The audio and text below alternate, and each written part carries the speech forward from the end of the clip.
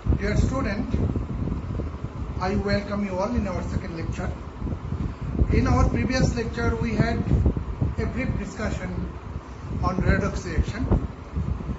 Actually, we are covering the topic corrosion.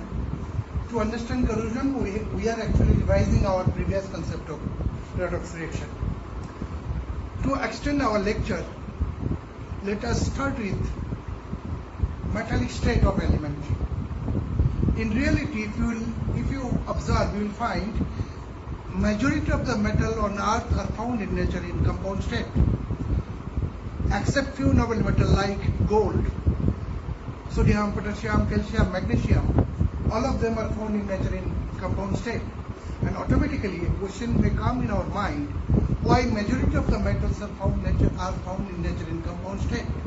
The simple answer will be, perhaps all of them are unstable in elemental state. Because of that, they are found in nature in compound state.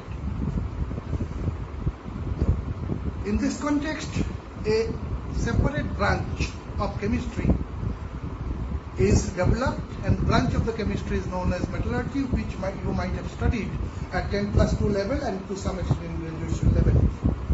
All of you must be knowing what is metallurgy. Metallurgy is actually a branch of chemistry which deals with extraction of metal from their compounds. In this context, let us take a very simple example. If we talk about sodium, if I ask, give me some sodium. If it is not available in the market or even in the lab, what you will do? You will bring some brine solution, you will make some brine solution or seawater. In seawater, there will be sodium chloride. And then what we will do? Electrolysis will take place. You must be knowing that. What is electrolysis? Electrolysis means the splitting through the passage of electricity. And therefore, when electricity is passed through the brine solution, ultimately sodium will be produced.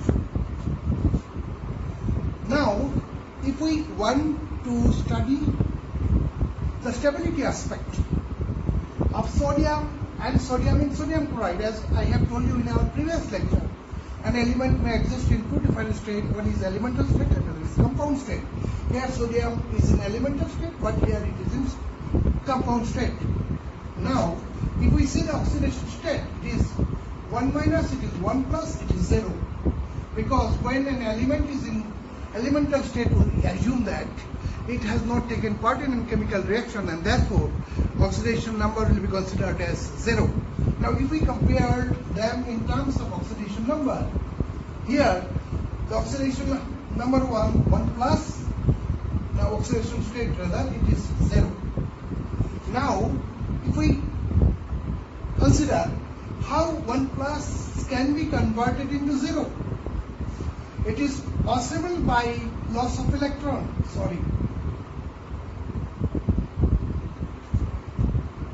1 plus is becoming 0. How it is possible? It is possible only gain of electron, not loss of electron. Try to understand. Na plus, we are trying to make it Na0. How it is possible? By gain of electron only. And gain of electron is what? In our previous lecture, we have discussed gain of electron is reduction. And similarly, if we compare this, here it is 0, it is 1 plus. How 0 will become 1 plus? It is definitely by loss of electron, which is again known as oxidation. In terms of stability, as I have told earlier, and you must be knowing about this.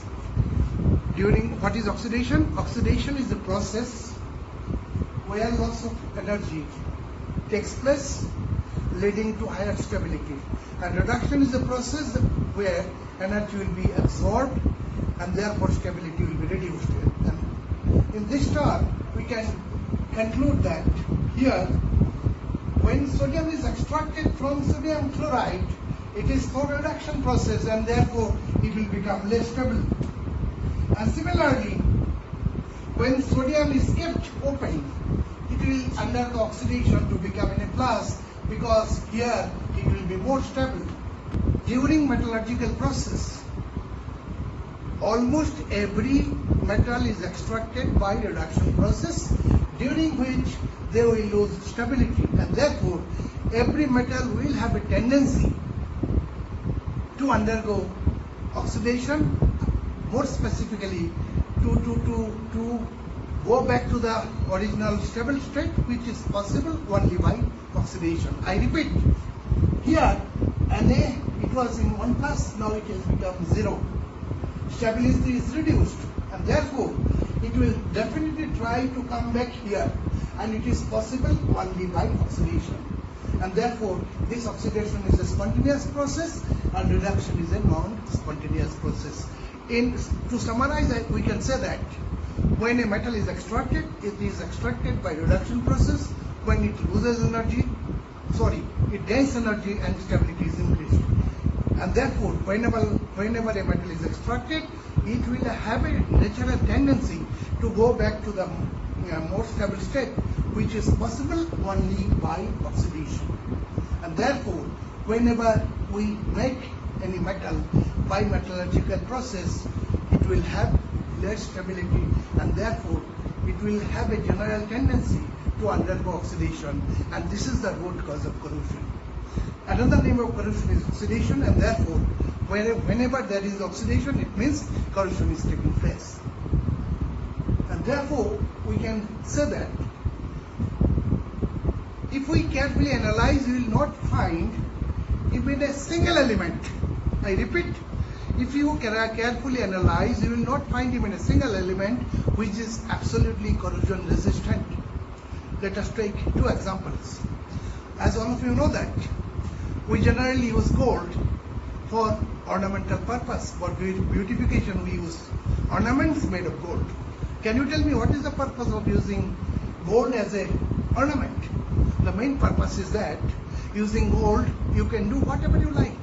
You can go to sunlight, you can take bath, you can go to forest, because gold is absolutely stable in every environmental condition. But that very gold, if you bring in contact with mercury, something happens. Do you know what happens? Your gold will become,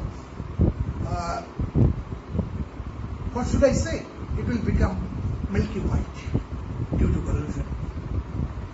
I want to mean the gold, which was very stable in every environmental situation, will become unstable in contact with mercury. If we take another example, let us take example of iron. You know that iron is the metal which is used most widely all over the world for infrastructure. The purpose is very simple. You know that the reason is very simple. It is cheap, abundant, but unfortunately it is very sensitive towards corrosion. Wherever you see any kind of infrastructure, building, bridge, or an industry, you will see the infrastructure is made of iron because of its abundance. But unfortunately, you know that if you bring iron in contact with mercury, nothing will take place. It was reversed in case of gold.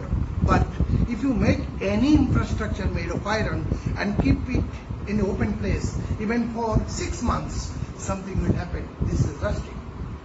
You know that. And that is why I have told you, you will not find even a single metal in the entire universe which is absolutely corrosion resistant. Then what is corrosion? I am writing. You also please take a note of it.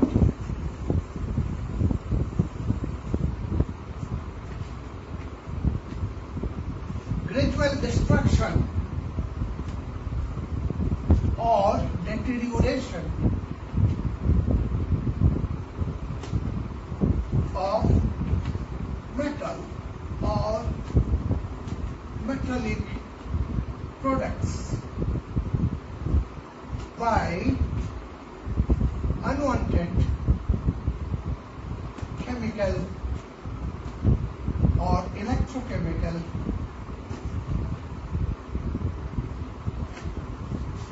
action of environment, which starts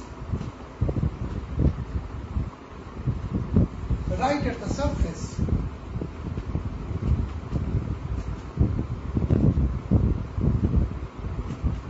is actually corrosion.